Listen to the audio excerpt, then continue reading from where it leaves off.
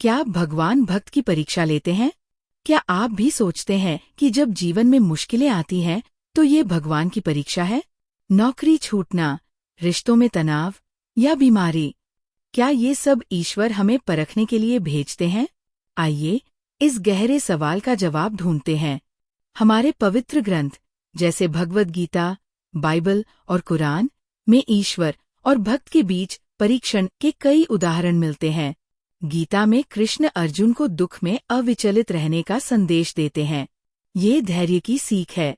Bible में Abraham को अपने बेटे की बलि देने का आदेश मिलता है, जो उनकी आस्था की पराकाष्ठा थी।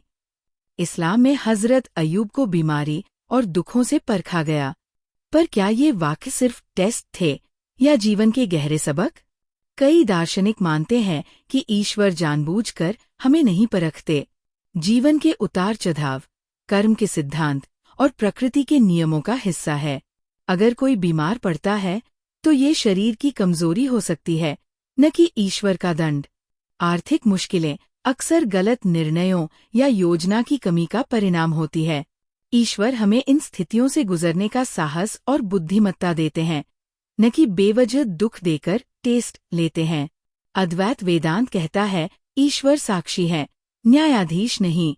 जीवन एक सीखने की प्रक्रिया है। हर स्थिति हमें अपने अंदर झांकने का मौका देती है। एक छात्र परीक्षा में फेल होता है, ये शिक्षक की सजा नहीं, बल्कि उसकी तैयारी की कमी है। ठीक वैसे ही जीवन की चुनौतियां हमें सुधारने का संकेत देती है।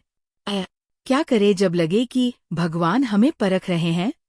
सबसे पहले आत्ममंथन करें। क्या इस संकट का कोई व्यावहारिक कारण है? धैर्य रखें। गीता का संदेश है, परिस्थितियों से डरो नहीं, उन्हें समझो। कर्म पर ध्यान दें। निष्काम भाव से काम करें, परिणाम ईश्वर पर छोड़ दें।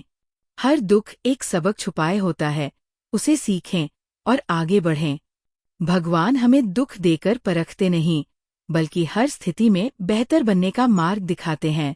जीवन की चुनौतियां हमारी मानसिक, आध्यात्मिक और भावनात्मक वृद्धि के लिए है। याद रखें, संकट कभी ये पूछकर नहीं आते कि आप तैयार हैं या नहीं। वे तो बस आते हैं और आपकी तैयारी का इम्तिहान लेते हैं।